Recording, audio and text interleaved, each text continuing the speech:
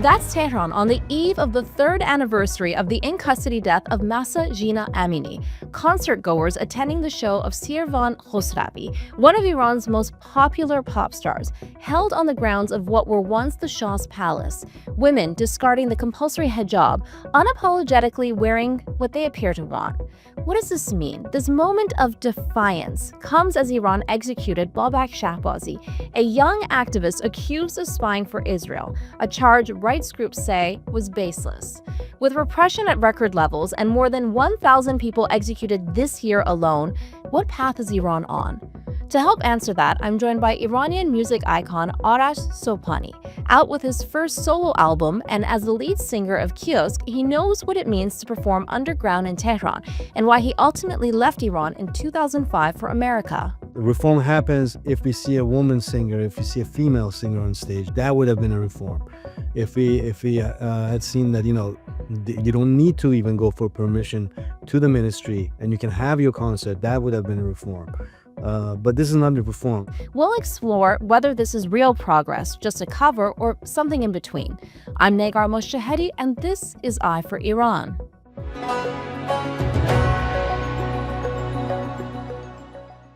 Arash Sobhani joins us now. Thank you so much for being here, Arash. Thank you for having me. It's a pleasure, and you've got a new solo album out. Congratulations. That's quite an achievement. Tell us a little bit about that, what it's about, and how people can tune in. Thank you. It's called Dude. It's a project that I've been working on for almost 4 years. It has been always on my mind to try to expand my horizon, as they say, in terms of music and collaborating with other artists. And I think working with Kiosk, it kind of shaped my songwriting and my attitude towards lyrics and everything. And I wanted to kind of distance myself away from that approach and try new ways to express myself. And I've always been fascinated by soul and jazz music, and there were so many good musicians that I got to know in New York to do, and I thought this was the time because, what happened in the last 2-3 years to us Iranians, it's so much emotion that I wanted to kind of capture that, but from a different perspective, from a different angle, I should say, than I usually do with Kiosk, more personal and more mature maybe. So much This pain, is right? So much hope, so much pain, so much anticipation, and disappointment, I guess, too, right? Like, how do you feel? absolutely disappointed.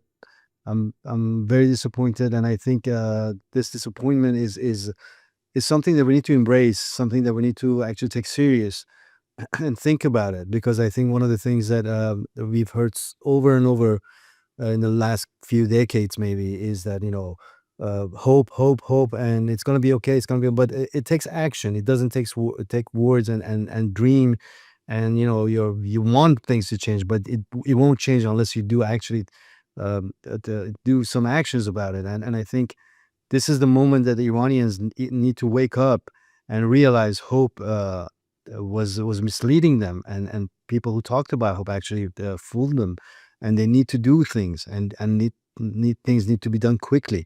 Because as you can see, I just take it as an example, the Lake Urumia is gone. A lake that was there for 13,000 years is gone. And just like that, a civilization can be gone. Because what is a civilization if there's no water, if there's no security, if there's no, there's no ways to make a living? So Iran at its, I think, most scariest times ever. During the past 100, 200 years, I think after the World War II, definitely we have never seen anything like this. And I think people need to realize that the hope and the fact that Iran has been around forever, or we're the oldest country, but these things is not going to save us. We need to do things actually, and take actions and do things differently, because we've been doing things for the last 40 years and hasn't amounted to anything. Yeah, and I think also critical to what you're saying, being honest with ourselves too, because I think that's something that, like, even in the culture of being Iranian, honesty and this notion of tarof is really embedded in our culture. I remember talking to some of my friends who grew up in Iran, because I was born in North America. I wasn't born in Iran, and they would say, we would go to school and the teachers would ask us, what kind of music Are you listening to this blah, blah, blah band music? Is there alcohol at home? And your parents would tell you to say no. But then you're at home and your mom and dad are drinking alcohol. There are parties. You are listening to band music. So it's like from you're bred to almost have this duality, right? And you're bred and you're taught almost to lie in some ways for your own survival, of course. But then it kind of becomes part of you. That's very true, and it's just like you said, it starts from school, and as you grow up, you're looking for a job. If you want to get into university, if you whatever you want to do, you have to pretend that you're somebody else. That is, according to the norms or the values that the governments try to dictate over the society. But I think the problem that's half of the problem. I think the other half is us as individuals because of so many years of. Uh, I think not being able to achieve anything politically, I'm talking about, as saving the country, has made us a nation that is not really a nation anymore. We don't trust each other, and when Iranians don't trust each other, and you can see that when you're walking in a shopping mall in North America and you see people coming and speaking Farsi, you change direction, you go the other way. You don't want to. That's terrible. I know it's terrible. I see that sometimes. Yeah, but that's just a small, that's a small example. But when you go on the grand scale and you see all these political figures who are supposed to be working on finding a solution to lead us to a better future, they don't trust each other. They don't talk to each other. A lot of these people don't even acknowledge that they exist. The other party exists, and so that's the situation we are. So what is let's say a young 18-year-old, 19-year-old activist or artist or whatever looks up to these figures and sees that, okay, they hate each other, they don't even want to talk to each other. That's what he learns. So the problem That's so true. That's beautifully said, and it's really heartbreaking because I guess in some ways we don't have that leadership to look up to or that unity, right? And it goes back to, like you said, trust. Exactly. And I think it takes courage, and you need to see that happening in people who are representing a group of or claim that they represent a group of people. They need to set an example by reaching out across the aisle and talking to people that are not on your camp. I mean, it's very easy to write a open letter to so and so and have people who are your friends or on your political camp to sign it and have a seminar or have gathering, what have you. But the trick is to have a dialogue with somebody that has a different opinion than you, and that's not what you're seeing, and that shows how far. I mean, there's a lot of claims that we are not like Syria, we're not like Iraq, we're not like Afghanistan, but look at the result. The reason they failed when they had the chance to have a democracy is exactly because what's happening to Iran today. They failed to have a dialogue, a national dialogue, and that's what's happening to Iran. And I'm disappointed, and to be honest with you, and I'm scared, and I don't see any hope in the horizon. So that's my situation, if you wanted to know. Yeah, no, I feel you. And I think that speaks to this mindset. You've got this regime that's the Islamic Republic, but then as individuals, we almost, I hate to say this, but kind of have this almost Islamic Republic-like mindset ourselves, right? Where we're not practicing democracy amongst even ourselves on a daily basis. And that's one of the reasons why, I've been listening to your music, like I said before we started recording, for like almost 20 years now, and I've been a huge fan. And as someone, like I said, who wasn't born in Iran, I really connected with your music because I've always been a lover of Iran and of Iranian people and our culture, and I've always felt this like longing and passion for Iran, hence, what I do for a living. But your music allowed me in some ways to connect with the people of Iran, because you started out in 2003 doing underground. You didn't leave till 2005, and a lot of your lyrics speak to that lack of trust, to the politics. It's witty, it's satirical, it's not just entertaining and good to listen to and enjoyable, but it speaks to that, what I would refer to Iran as like the paradox, right? Like Iran is some paradox. And one of your songs that is the embodiment of that, I would say, is Ishq Sorat, for the love of speed. So let's listen in on that. I'm going to play it right now. We've got some English lyrics for those who don't understand Farsi, and let's talk about that and how it speaks to today and your own journey to coming to North America.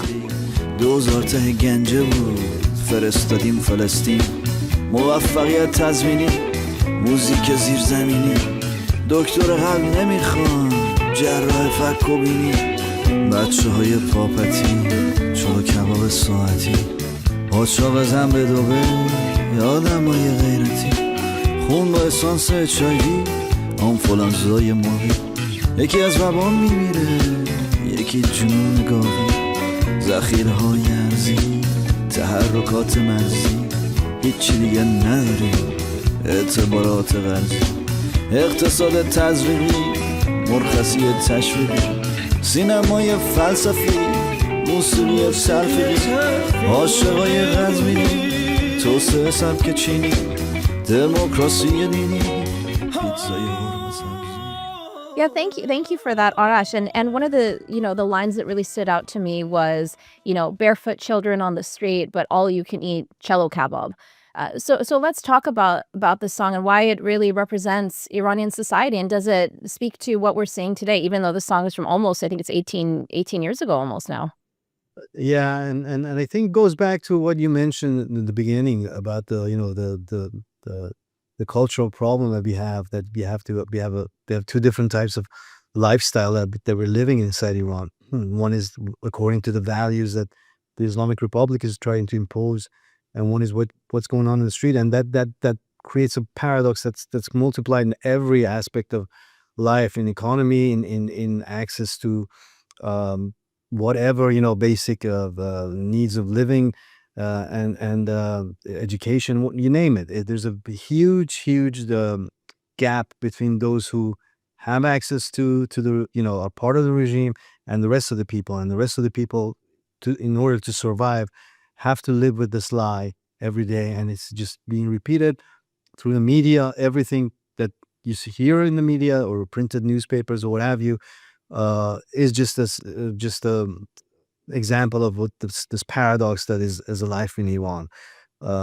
You have the highest rate of education in the Middle East, and then yet you have one of the lowest incomes, and you have one of the richest country. Again, you have this level of poverty in rural areas of Iran. You have such a beautiful environmental rich country, and then you see how it's been destroyed, and all of those paradoxes that you see every day in Iran. What I did really was just took for this song was just took the headlines of the newspapers. You just walking by the kiosks that sell newspapers. Back then it wasn't, you got your news from the newspapers. So just looking at these different headlines, you see the paradox. You see that it doesn't add up. And then when you look around you and you look at the city and the way people are living, it's not what it's written in those papers. So it's the paradox that defines the life in Iran.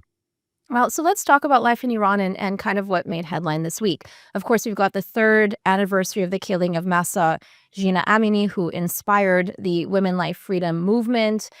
We had the execution of a political dissident, Babak Shahbazi, who was accused of spying for Israel. For those who don't know much about Iran, that is kind of the typical charge that they put in these sham trials when basically they want to be able to hang someone, which unfortunately ended up happening to him, a young father. And we also saw 2 big open-air concerts in Iran that made a lot of headlines. One of it being in the former grounds of the Shah's palace in Yavarun, which was symbolic, I think, on its own. So we're just going to play that, and then we're going to talk about it after.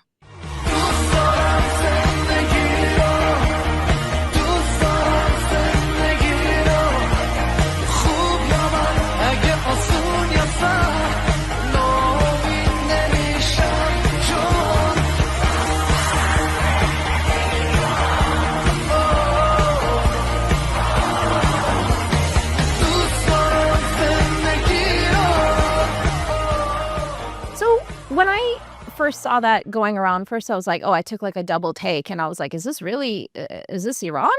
And then I thought to myself, my initial reaction was, okay, I'm not naive. I know what's happening in the country. I know about the horrors, but I said to myself, here I am living in North America with my freedoms in my life. Even if it's 2 seconds of happiness for them, no matter what, as long as they're happy, I'm happy for them.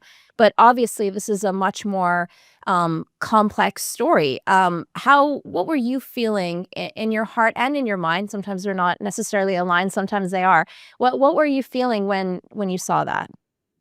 Well, I think you pointed out a very important issue is that to see people happy is something that, as Iranians, we're not used to.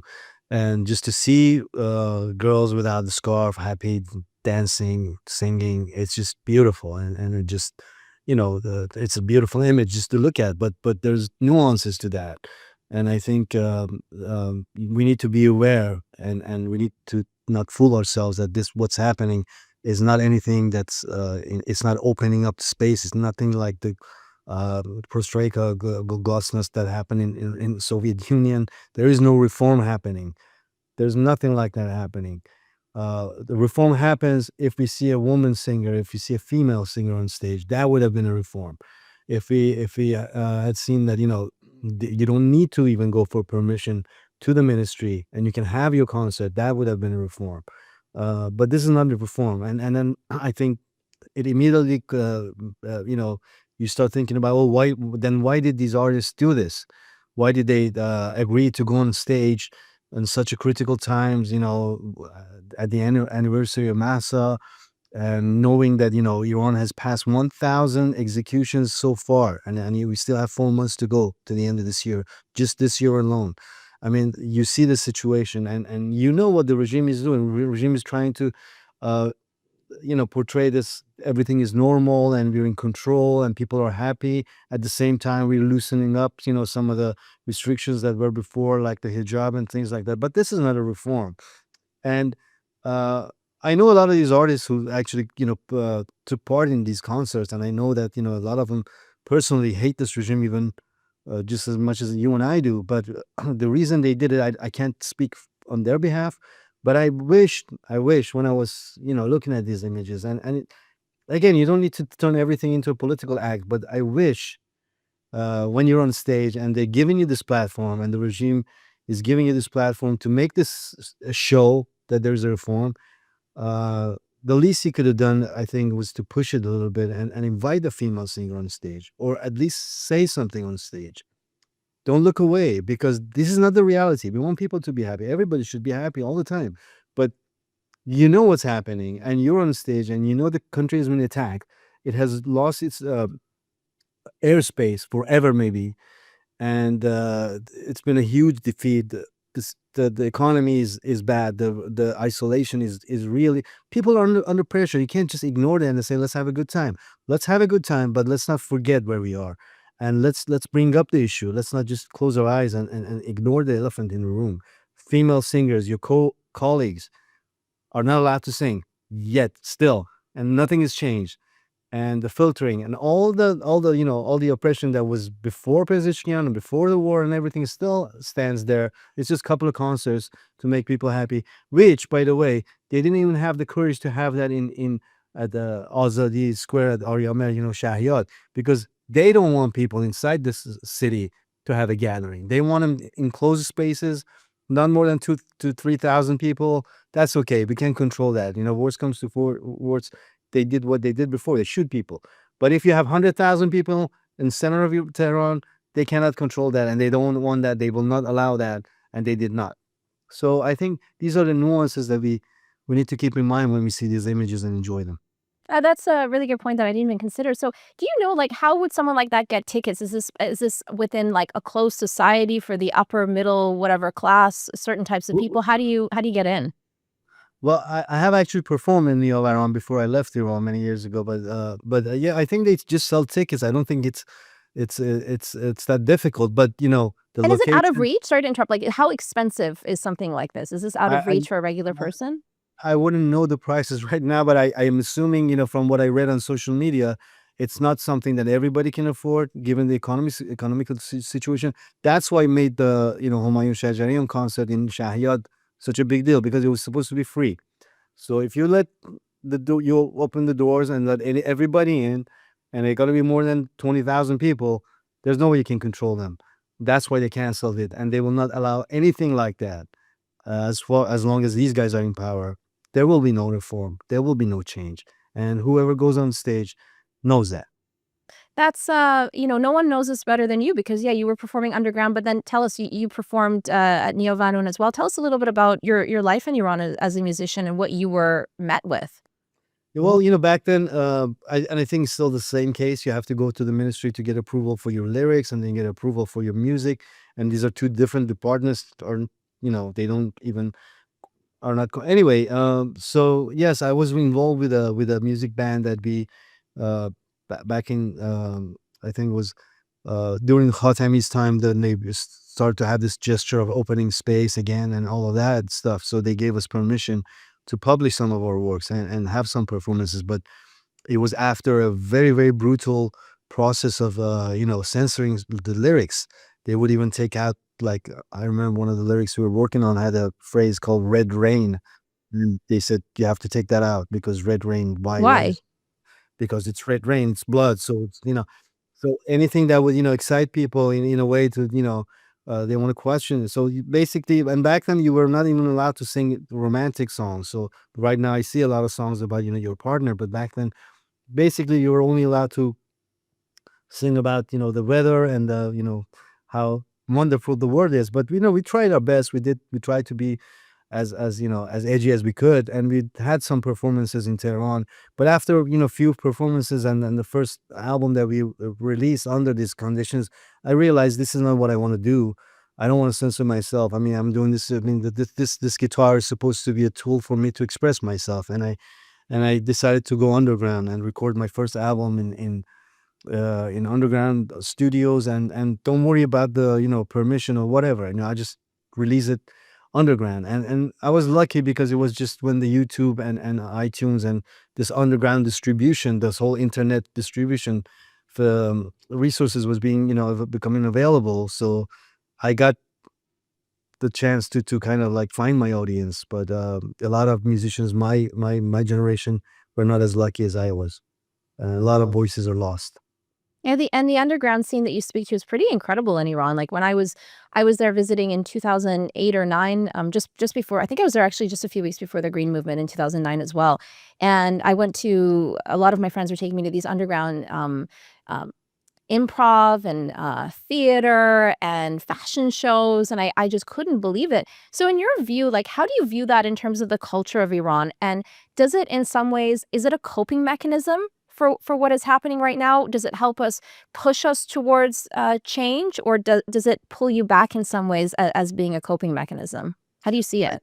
I think it has its historical roots. If you go back, it's been like this for many, many, many, many centuries. I think going back from the times when the Mongols came to Iran, you see people went underground. A lot of activities went underground. Your religious belief. Most of our history, unfortunately, there has been a religious group that had to practice their beliefs underground. And so and you look at Iranian architecture, traditional Iranian architecture, as in a residential place, you see outside nothing but a mud wall, but you go inside and you see this beautiful, magnificent, works with mirrors and paintings and all of that, because you're not supposed to expose who you are or what you do, because there's repercussion from the government or whoever's in charge.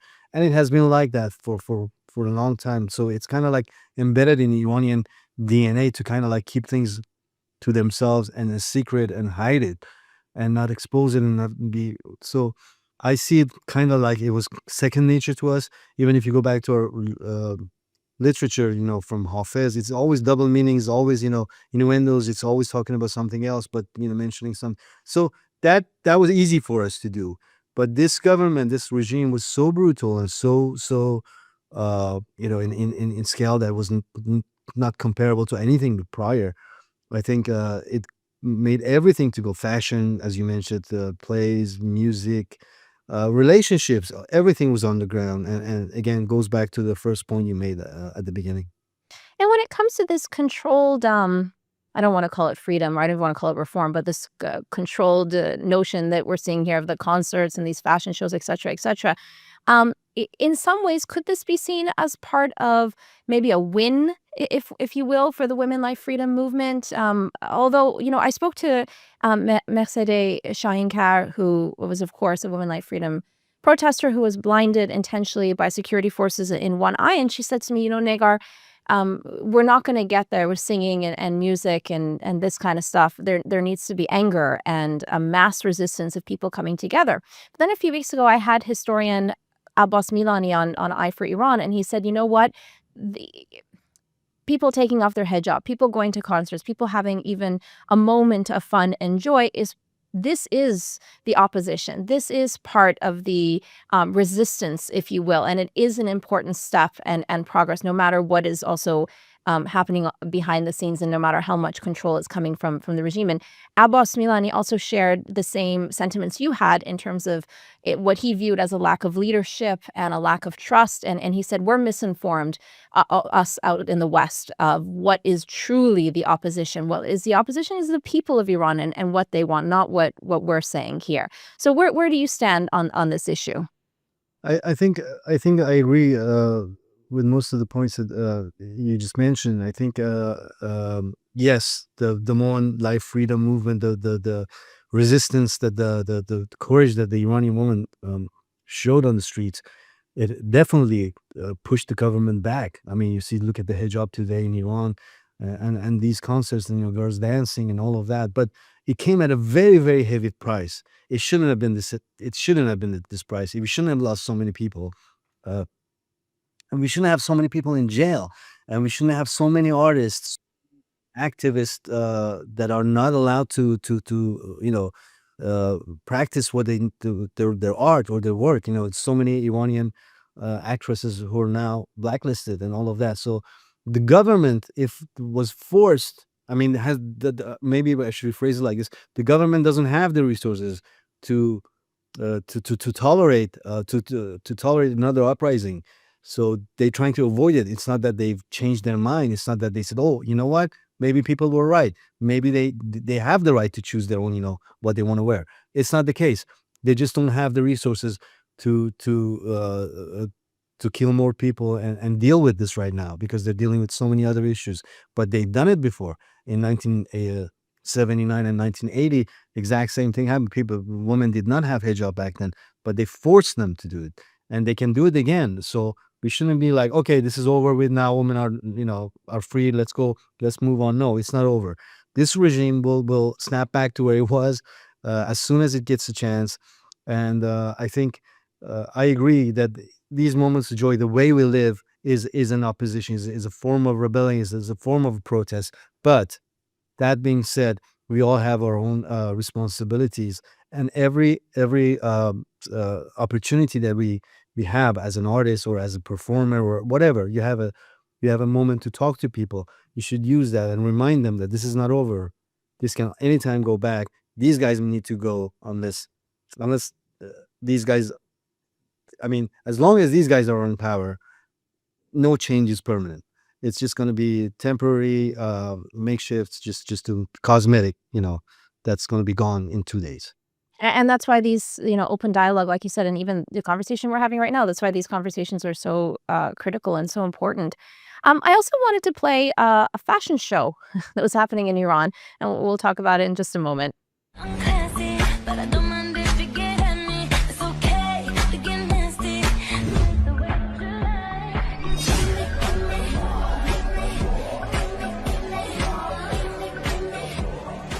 And one thing I noticed, there was no women in the audience. It was all men.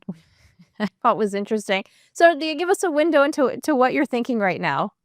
I mean, it's the same case. I think you can look at it and say, okay, I'm going to be optimistic, and this is a good thing that's happening. But will they allow you to go back there and have a fashion show? Hell no. Will they allow? Can anybody have a fashion show, or is it just selected few to create selected, these images so that the minions they have outside can use it as a propaganda and say, hey, Islamic regime is not that bad, people. So if that's the case, I don't like it. But if it's something that's going to be a new beginning for anyone to go and have a fashion show in Iran, the way they think is a fashion show should be done, then it's a great thing. But we all know where this is going. So what do we need to see for change to happen in Iran? I'm not talking about a sudden revolutionary overnight new regime, blah, blah, blah, blah, blah. Like, what types of even small steps would you want to see as an artist now in exile, essentially, for there to be true change in Iran? If we go back to that, main concept of trust and dialogue, I think that's something that really, really we need to take serious. It sounds general and broad, and like it doesn't get you there right away. It's But I critical. think, yeah, but it's without it, we will never get anywhere. And I think one thing that I was hoping that I see from all these people who claim that they represent a group of Iranians or ideology or whatever, they should have, I think, and it still might be a chance that they realize that they need to take each other serious, and they need to start a conversation with each other as much as they might hate each other. Even the activists that are, at some point were sympathetic to this regime, who are, have left, it's time to have a dialogue. Even those people within reason who are, kind of like still on the fence about the future, you need to talk to them. We need to talk to them and show that we can. I think the international community realized that we cannot solve our problems amongst ourselves. How can we go back and change, and solve the problems of a country with 90 million people so deep in so much, trouble? So if you can have a dialogue here, that shows that if you have the democratic parliament, let's say next year, these people don't even acknowledge that they exist. So how are they going to solve day-to-day problems that the country faces? What I would think is needs to happen is that these figures need to kind of distance themselves from the noisemakers and from the radical, that all of them have such people around them, and all the political, um, I think, groups and parties, they need to realize that these people are making too much noise. They just want to get attention, and they're just becoming making everything more and more difficult to have a dialogue, labeling each other. All of these things needs to stop, and we need to sit down and with anyone who really thinks that represents a group of people, anybody with a base, not just anyone on the street, have a dialogue and start thinking about how we can come up with a mechanism that can solve our problems in the future, not just for today, but to learn to talk to each other. That's I think step one. And I think culture in these cases needs to be, it trickles down. You can't wait for the families to teach them to the kids so they grow up and they start have a dialogue with each. That needs to be done too, but it starts from top to bottom, and those are the political figures that whoever does this first, whoever really really puts an effort to do this, then they can show that they are a leader, because a leader doesn't necessarily agrees with everybody, but listens to everyone and makes the best decisions. So I think we need that, and that one leader. I don't think it needs to be just one person. It could be a. Well, I'm getting too much into detail, but you know what I'm No, I trying to. understand what you mean. It was an excellent answer, and I realized it was a tough question, but it's my general curiosity, and you answered it very well. Thank you. Um, my last question finally is, what I mean, you left in 2005. Have you changed since you left? Like talk about if you've had your own kind of I don't know, metamorphosis or what have you from living in Iran to now being in the West. And your answer may help us understand what people are thinking in Iran today, because sometimes there's a disconnect between what we say and think and what is actually happening in Iran sometimes. I hope I have changed. I mean, after 20 something years, if I'm still the same person, that would have been really bad.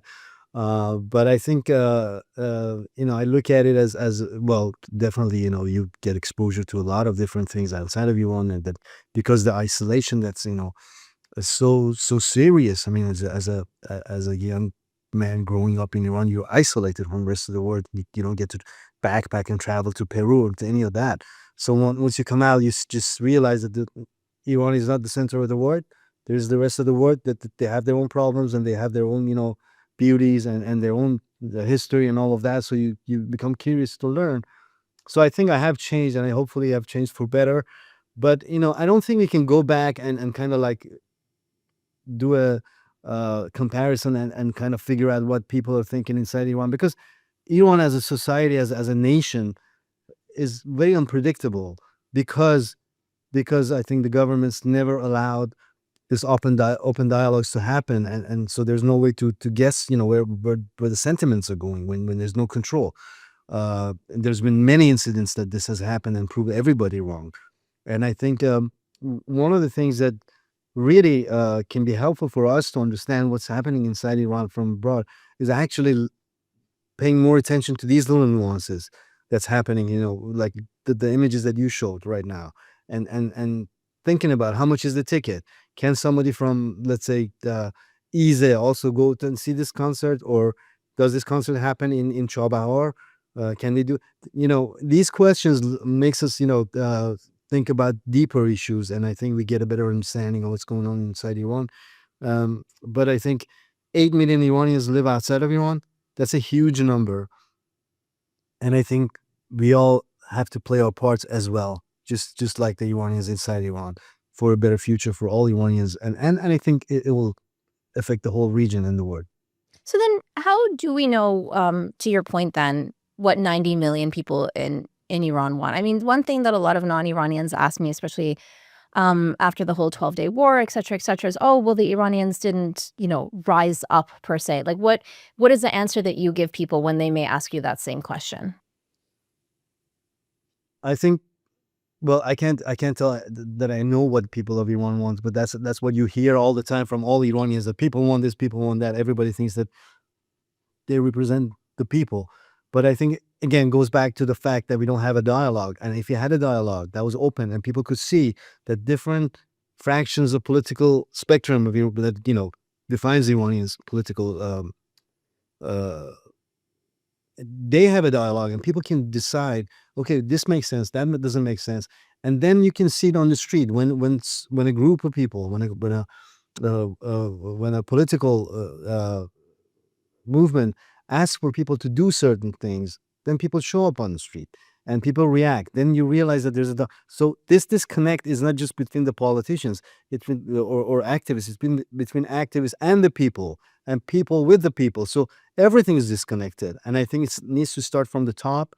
And till that doesn't happen, we will have Iranians who think the best way forward is this way, and then we have Iranians who think this best way forward is that way, and they just don't. It's like a Tower of Babylon. People don't understand each other's language. It's just hopeless. Thank you so much for the beautiful conversation. It was really a joy for me, especially being such a big fan of yours. And I know you've got some concerts coming up. If you want to let our audience know when they can be informed on that. Thank you so much again. It was a pleasure to be on your program. Yes, we have a few shows coming up. I'll be in Europe in October, starting October 9th, and Amsterdam, Stockholm, and Dusseldorf, and then North America in November. I hope to see you there. Awesome. You'll see me there. Thank you.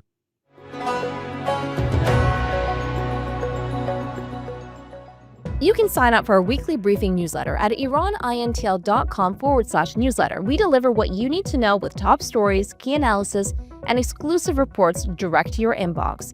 The Eye for Iran podcast series is brought to you by Iran International, your go-to destination for expert Iranian news in both Farsi and English. For more, you can head to our dedicated English website, iranintl.com/en.